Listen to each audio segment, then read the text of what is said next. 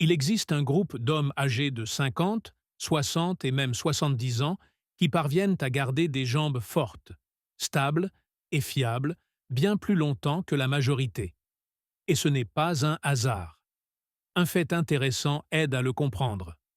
Au Japon, on trouve l'une des plus grandes concentrations de personnes centenaires au monde. Elles vivent de manière active, marchent seules, montent des escaliers et gèrent leur routine quotidienne sans dépendre de personne. Pendant ce temps, en Occident, la perte de force dans les jambes commence souvent tôt. À partir de 50 ans, elle s'accélère, et vers 70 ans, beaucoup de personnes ont déjà des difficultés à se lever d'une chaise ou à monter quelques marches, sans aide. Cette perte de force n'affecte pas seulement le corps, elle affecte l'autonomie. Elle transforme des tâches simples en efforts épuisants et, avec le temps, peut conduire à une perte totale d'indépendance. L'essentiel est de comprendre que cela ne se produit pas parce que quelqu'un a trop vieilli. Les Japonais ne sont pas biologiquement différents. Ils préservent simplement leurs muscles, leurs tendons et leurs articulations grâce à des mouvements spécifiques, simples et répétés au fil des années. Aujourd'hui, vous allez découvrir des exercices utilisés précisément dans ce but. Maintenir une force réelle dans les jambes, même après 50, 60, 70 ans ou plus. Tous peuvent être réalisés à la maison, en toute sécurité, à condition de respecter les limites du corps. Avant de continuer, profitez-en pour laisser votre prénom et la ville depuis laquelle vous regardez ce contenu. Nous aimons savoir qui se trouve de l'autre côté. L'un des mouvements les plus valorisés pour la longévité fonctionnelle est la montée sur une marche. Il se rapproche beaucoup des situations réelles du quotidien, comme monter des escaliers, des trottoirs ou de petits dénivelés.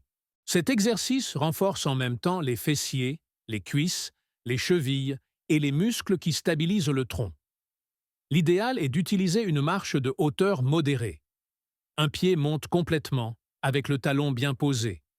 Le corps s'élève en utilisant uniquement la force de la jambe qui est sur la marche.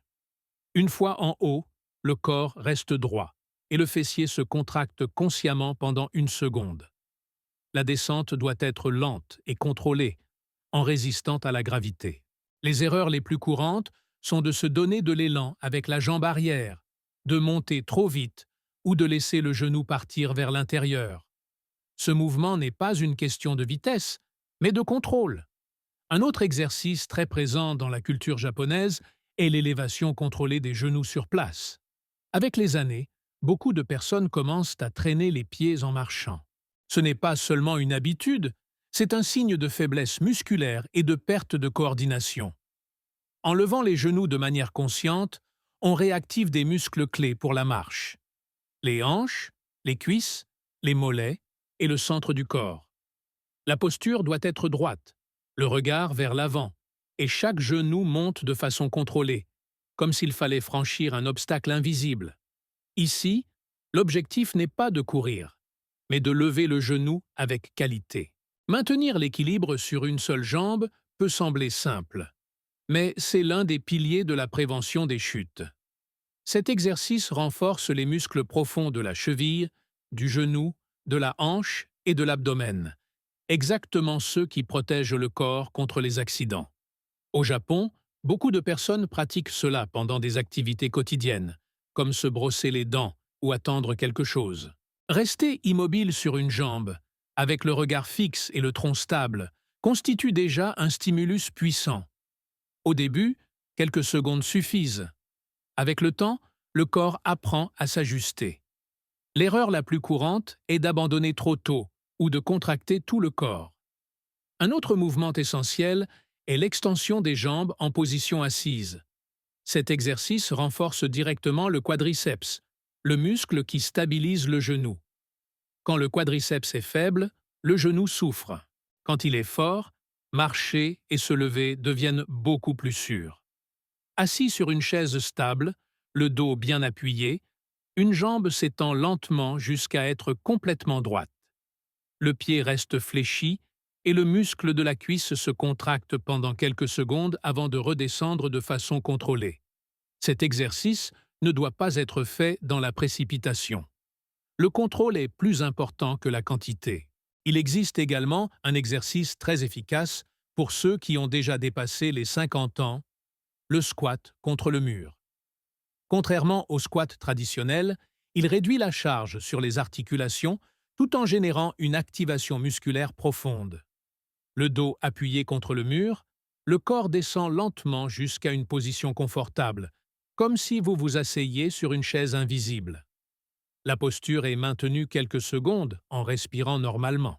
Cet exercice renforce les cuisses, les fessiers et l'abdomen en même temps et facilite les mouvements de base du quotidien. Un autre pilier fondamental de la force des jambes se trouve à l'arrière du corps, les fessiers. Le pont de fessier active le plus grand muscle du corps humain et offre des bénéfices qui vont bien au-delà de l'esthétique. Lorsque les fessiers sont forts, la posture s'améliore, le dos devient plus stable, les genoux subissent moins d'impact et le métabolisme devient plus efficace. Allongés sur le dos, les pieds posés au sol, les hanches s'élèvent lentement jusqu'à former une ligne droite entre les épaules et les genoux. En position haute, les fessiers se contractent volontairement, puis le corps redescend de manière contrôlée. Enfin, un exercice simple mais puissant, l'élévation des talons. Les mollets sont essentiels pour la circulation sanguine et pour la stabilité lors de la marche. Dans la culture japonaise, les renforcer est une priorité après 60 ans afin de maintenir l'indépendance fonctionnelle. Se hisser lentement sur la pointe des pieds, maintenir la contraction, puis redescendre avec contrôle constitue déjà un stimulus très efficace. En complément, il existe une habitude traditionnelle très répandue au Japon, se reposer en position accroupie. Au lieu de chaises et de canapés, beaucoup de personnes utilisent le squat profond comme position de repos. Lorsqu'elle est réalisée avec les talons bien ancrés au sol et sans forcer, cette posture renforce les jambes, les hanches et l'abdomen, tout en permettant au corps de se détendre. Au début, cela peut être difficile. Les appuis sont les bienvenus. Avec la pratique, le corps s'adapte. Si ce contenu vous a aidé et que vous souhaitez découvrir d'autres mouvements simples utilisés depuis des décennies dans les communautés asiatiques pour préserver le corps, une vidéo apparaît maintenant à l'écran avec des explications détaillées. Merci d'être resté jusqu'à la fin. Prenez soin de votre corps aujourd'hui pour continuer à vivre avec liberté demain.